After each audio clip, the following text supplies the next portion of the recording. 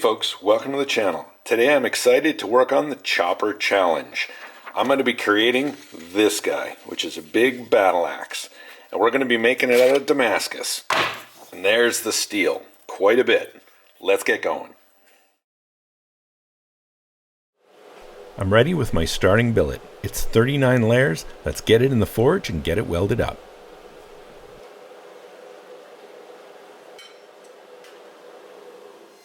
This was a really big starting billet, probably one of the biggest I've ever done. Now I'm going to take 3 heats just to consolidate it and get it nice and welded.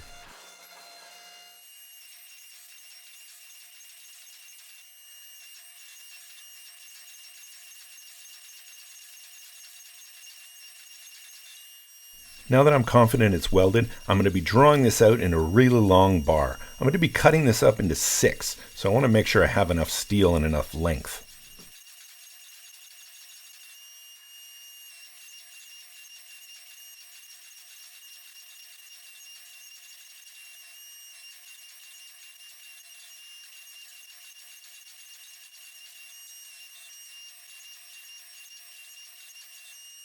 Since I've never done an axe before, I've only done a small hatchet, I wasn't exactly sure how much steel I needed, so better too much than too little.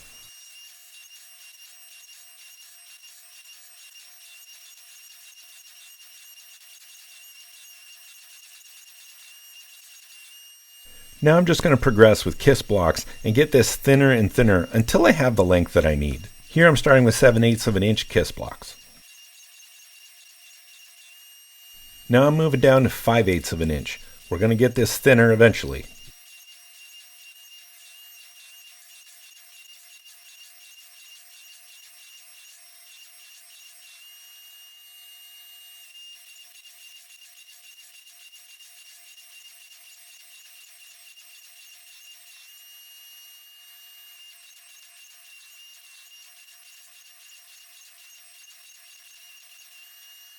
And finally, I've got it down to a 1/2 inch kiss block, and that'll be our final one. This will be a pretty long bar.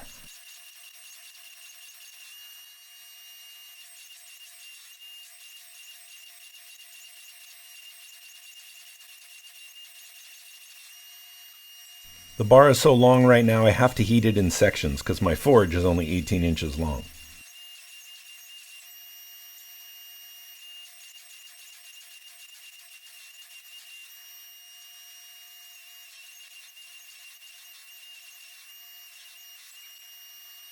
Right here I had to put it on an angle so I didn't hit the back wall with the bar.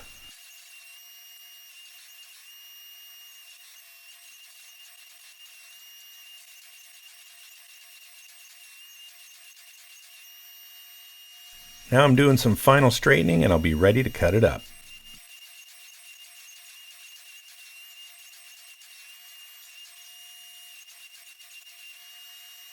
So here's the 30-layer billet, all forge welded and drawn out and sliced up. These are 4-inch pieces, so we're going to save those. These are whatever was left cut into 3. They're a little bit longer. So I'm going to be forge welding these together and making this a 100-layer billet. Then we're going to draw that out, and then we're going to alternate the 100 layers between these with some extra 15 and 20 and 1084 for really bold lines. So we should get tight pattern, bold lines, medium pattern, and that should alternate, and that should look pretty cool.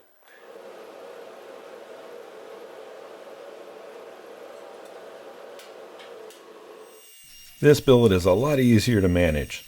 So we're going to weld this one up and then draw it out again, kind of like the same thing we did before.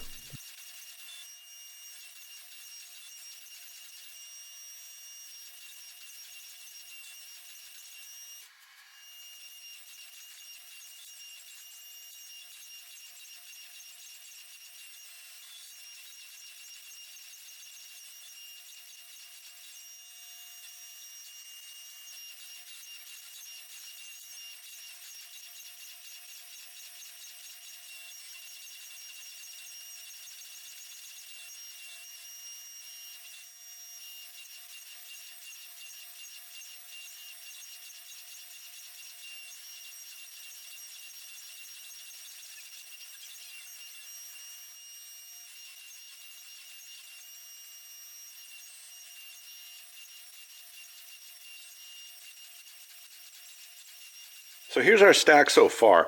I've cut up the 100 layer billet, and that's alternating. That's the thinner ones. And then these are the 30 layers. And then I just interlace those with 1084, 15, and 20. And then thin sheets. So I think that'll look pretty cool.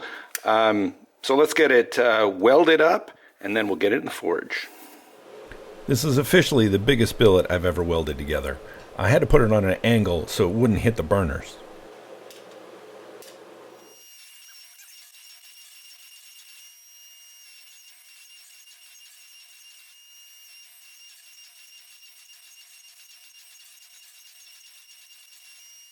There was certainly a purpose to the way this pattern was constructed. I knew I was going to be drifting a hole through the billet, and I didn't want to do it through the layers, so that's why all the layers are going horizontal, and I'm going to be drifting through the top. You're going to see that soon.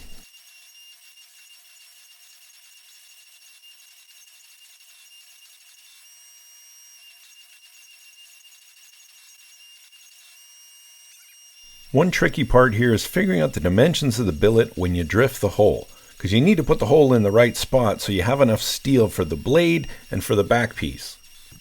All right, folks, I am ready to punch and drift the hole. I got my son-in-law Mitchell here to be the muscle. You're gonna get this done? Yeah, absolutely. All right, let's do it. Before the part that requires muscle, we're gonna punch a hole through the top of the billet. Then we're gonna be using drifts to widen that.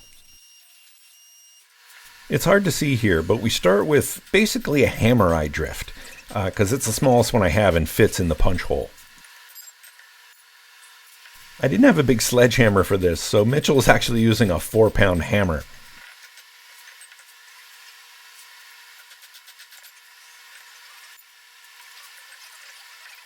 We were successful with the hammer drift. Now I moved up to a hatchet drift. We're going to get that through there, and then we'll finally move up to the big axe drift.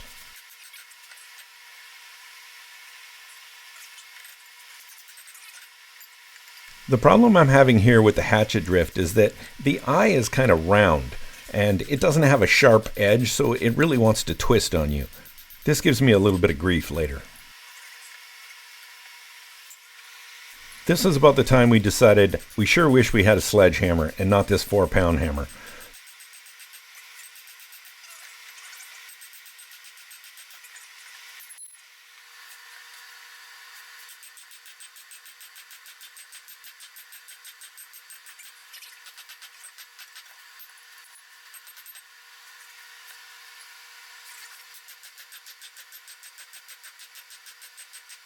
Finally, we have the hatchet drift all the way through. Now we're going to move up after this to an axe eye drift, but just a little bit. We need to start shaping the axe before we completely drift the hole.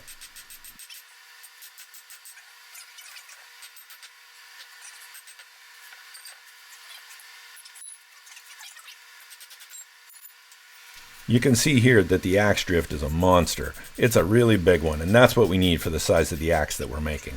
This drift and the swage block that we're using are from Hall & Anvil, and these are definitely the guys to go see if you need these kind of tools.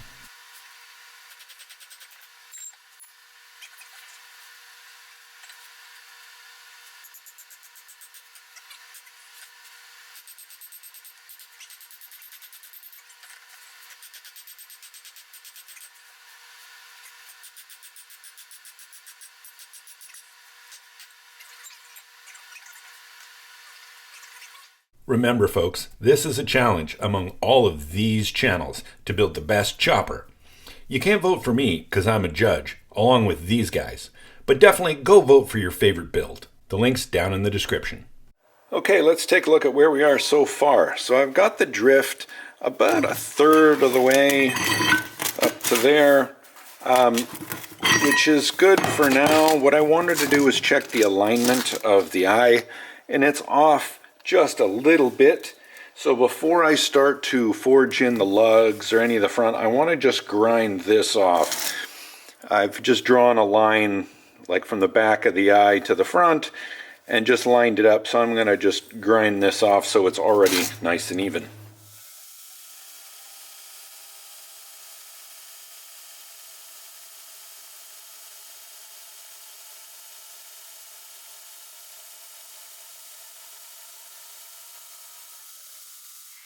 This is a couple of days later, and I've noticed that the drift didn't go in perfectly straight.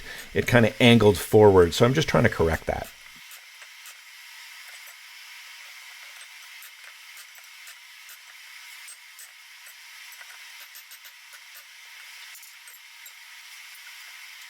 And now it's time to actually start forging the axe head.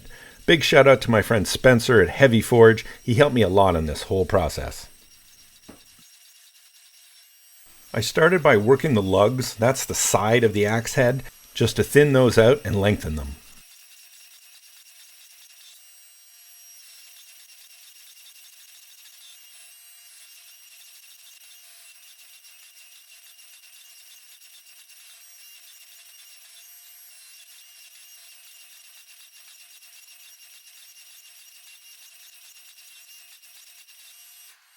Now I'm using my aggressive drawing dies just to widen the face of the axe.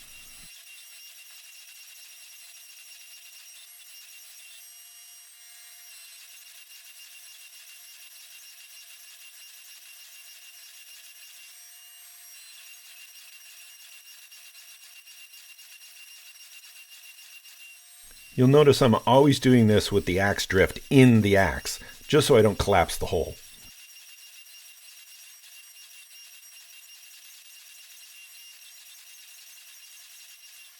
I'm slowly getting it there. I'm widening the axe head with each heat. I want to draw it mostly downward so I have a beard on the axe.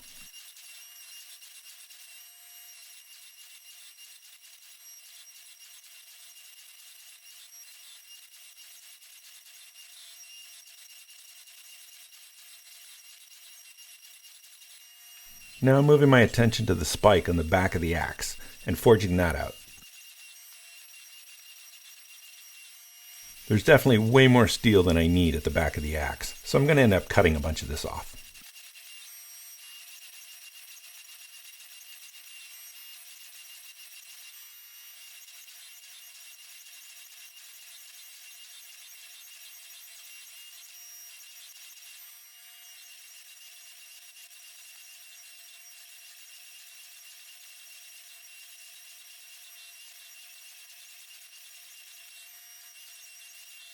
And now I'm back to the axe head, just smoothing it out and widening it even more. I actually wanted the axe head wider, but it wouldn't fit in the forge, so this is as wide as it's going to get.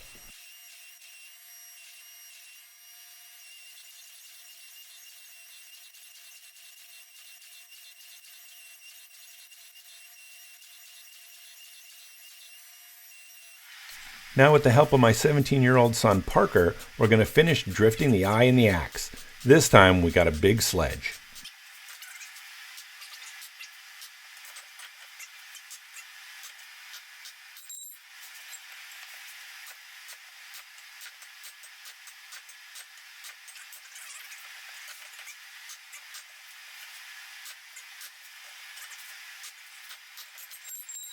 This actually took us about 40 minutes to get this drifted all the way, but we finally got it done.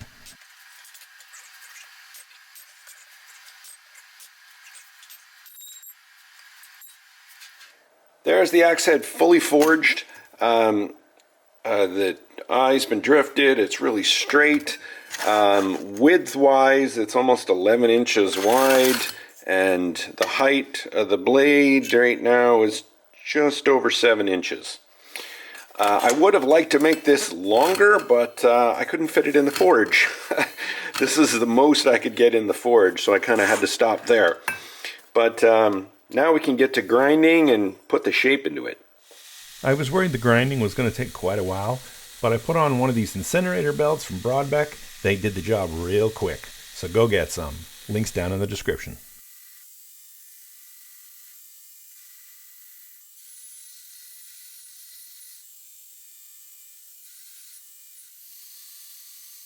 There was just too much metal to remove on the spike, so I ended up cutting most of it off with an angle grinder. All right, there it is with the profile ground. It is exactly 11 inches wide and 7 inches tall, which is exactly what my picture was. So that's really cool. Yeah, I'm really happy with how it's come out. I think it looks badass. So Now the tough part, get all this scale off and start to clean it up on the outside.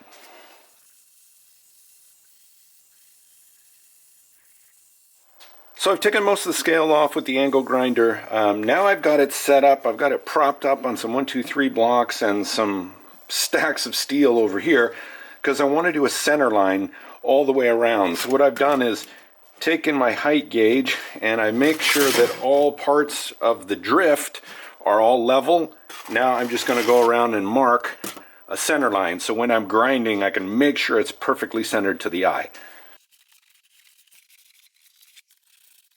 So taking a look at this, I'm pretty centered. I mean, I'm going to grind this relatively thin anyway, so that's fine. This is perfect.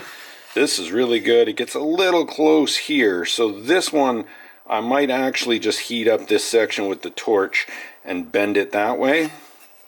And on the other side, we're pretty good. And here again, I might just bend this with the torch just a little bit that way. After making those corrections with the torch, it's time to normalize. I thought I'd show you guys the cool effect of this wave going over the steel as it cools. Time to grind the bevels on this axe head. Got to get those all nice and perfect.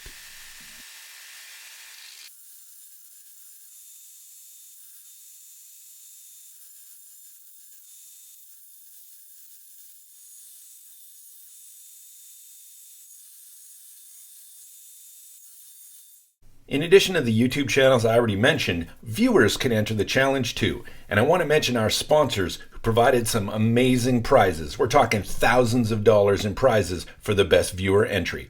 Go check out these guys and give them some love. So I've done most of the grinding on it. It's nice and even. You can see my center line here. It's nice and even all the way around. And it comes to a pretty good edge. I mean, I haven't heat treated it yet, so we'll get that down even more. So it looks pretty cool. Now let's do a test etch and see what our Damascus pattern looks like.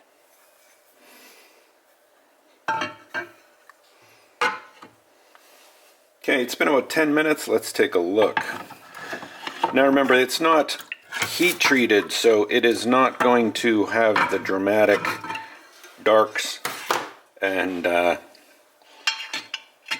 but looks pretty cool. You can see the bands of lower layer, higher layer, and then the thick bands in between, so I like it. So I was pretty happy with the test etch. Now it's time to do some engraving. So I'm going to do some gold inlay in this kind of like almost like a little shield pattern, and I'm going to put my maker's mark in the center on both sides. So now I'm going to engrave this groove and we'll put some gold wire inside. I start by grinding a channel all the way around. This is a lot easier than doing it on fittings, at least this is relatively flat. And now I'm dovetailing the bottom edges inside the groove. That'll give the gold some place to stick.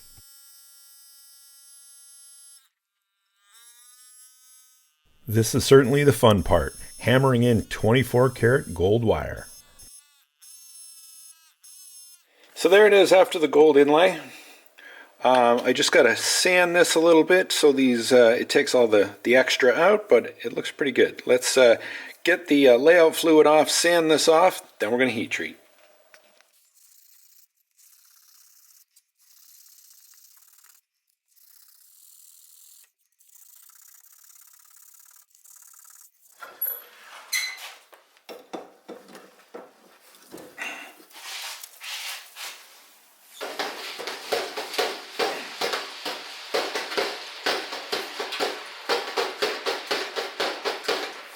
Now we're going to do all the final grinding.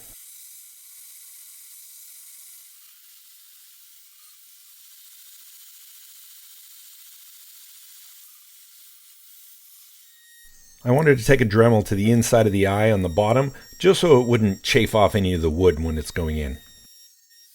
I did a belt finish all the way up to 800 grit on the axe head. I wanted this nice and smooth for the etch.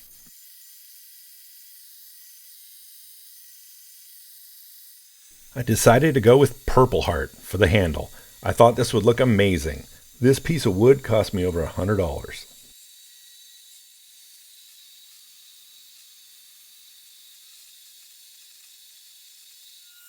I went to the grinder just to square up the corners and make sure this was profiled how I wanted it.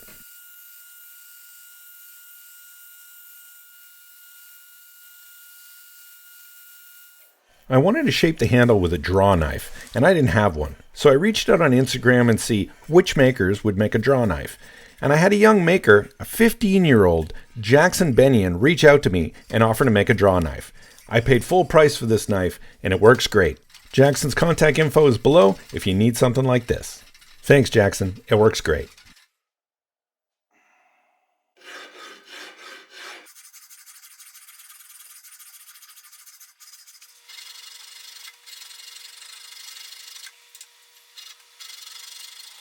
Stay tuned for a video in June on how you can build one of these sharpening attachments for your 2x72 grinder.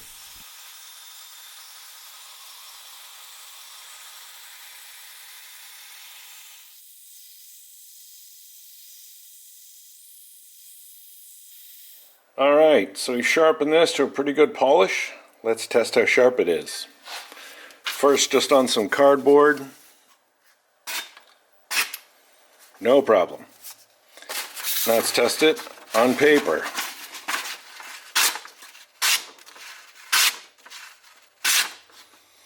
Pretty sharp. So after a lot of grinding and sanding and filing, I've got this where the head fits on pretty snugly, and now we're going to do the final fit. Big shout out to Dustin from the Art of Craftsmanship channel, whose video I watched probably 5 or 6 times on how to mount an axe. The Art of Craftsmanship is also one of the channels in this competition.